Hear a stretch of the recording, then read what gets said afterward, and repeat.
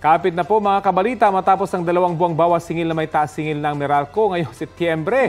Sabi po ng Meralco, tataas ang singil ng mahigit 50 centavos kada kilowatt-hour. Sa mga kumukonsumo ng 200 kilowatt-hours, madadagdagan po ng mahigit 100 pesos ang inyong electric bill. Ayon sa Meralco, ang taas singil ay dahil sa mas mataas na generation charge dulot ng mataas na presyo ng produktong petrolyo at pagtamplay ng piso kontra dolyar. Ayun na nga, nagko-compute ako eh. Ito na, pare. Wala na talaga. Negative. Negative na. Ako naman, nakala ko makakalusot ako sa pagtaas ng presyo ng langis. Dahil dun sa naka-electric ako. Ngayon, tataas naman yung electric... Yun na nga.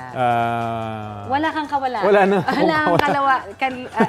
Ewan ko, nalilito na rin pati ako eh. Diba? Tataas din yung aking babayaran. Kaya mag-solar na lang tayo. Solar. Dapat talaga, yung ating pagtitipid, di ko na alam saan natin kukunin eh, di ba? Kasi pwedeng sabihin na natin, makatipid ka ng konti sa pamalengke, di ba? Paano yung baon ng mga bata?